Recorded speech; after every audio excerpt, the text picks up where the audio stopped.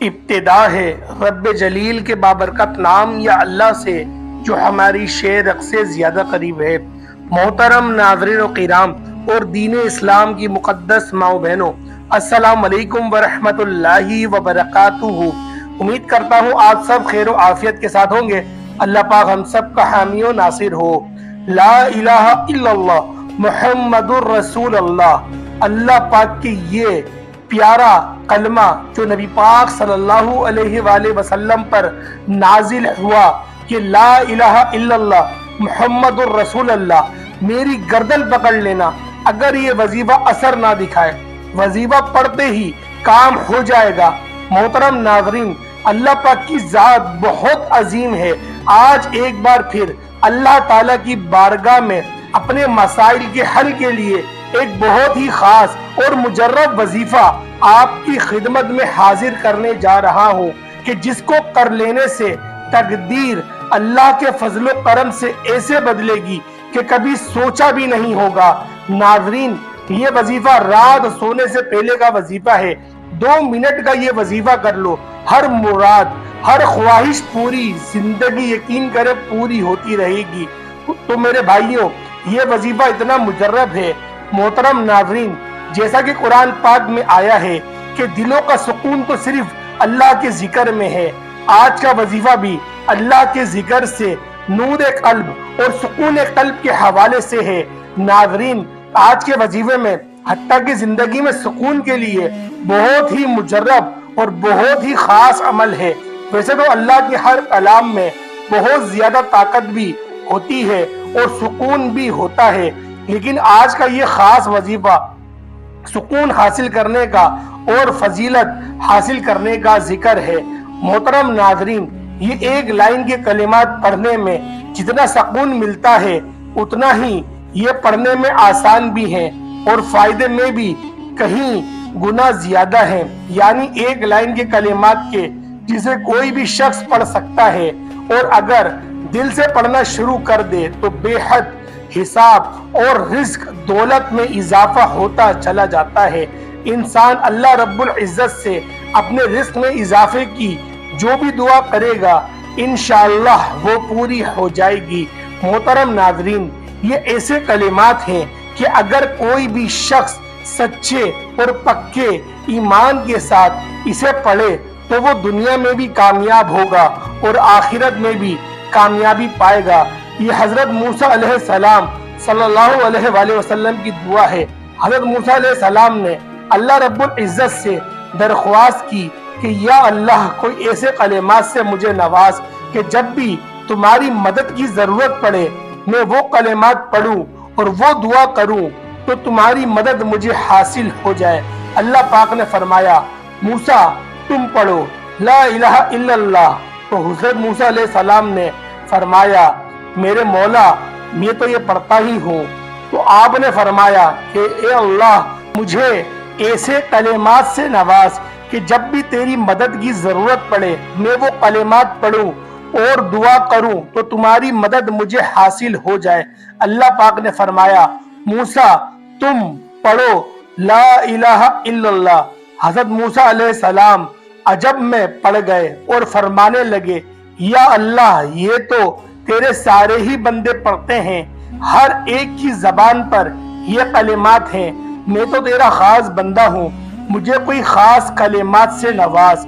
تو اللہ پاک نے فرمایا، لا الہ الا اللہ یہی خاص کلمات ہیں کہ میں پڑھوں گا تو مجھے مدد حاصل ہوگی۔ تو اللہ رب العزت کی طرف سے بھی جواب سن لیں۔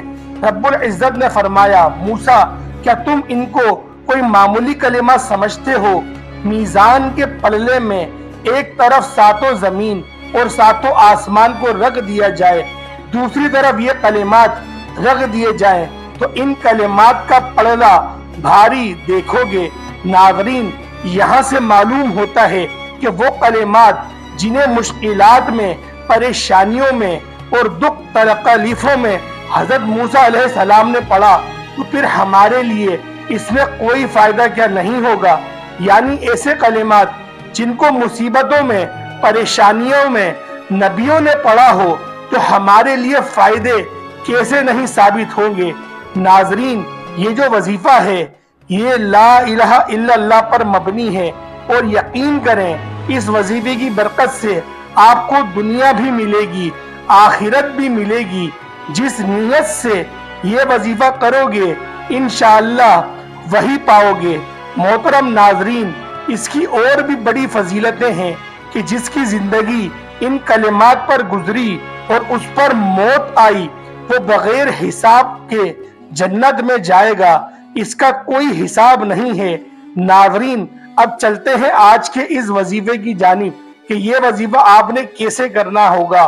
تو سب سے پہلے چیز یہ ہے کہ یہ وظیفہ آپ رات سونے سے پہلے باوضو حالت میں کریں۔ آپ عشاء کے فوراً بعد اگر کریں گے تو آپ کا وضو برقرار ہوگا، تو آپ نے اسی ٹائم وظیفہ شروع کر دینا ہے۔ لیکن اگر آپ دیر سے سوتے ہیں تو آپ کو دوبارہ وضو کر کے اور یہ وظیفہ شروع کر کے پڑھنا ہوگا۔ تو رات سونے سے پہلے آپ کر لیے گا، تو کچھ دیر اس طریقے سے آپ لوگ مطالعہ فرما لیں۔ 70 مرتبہ آپ نے لا الہ الا اللہ دہرانا ہے، یعنی 70 مرتبہ آپ نے لا الہ الا اللہ پڑھنا ہے۔ آپ اس میں کسی بھی قسم کی کمی بیشی نہیں کریں گے۔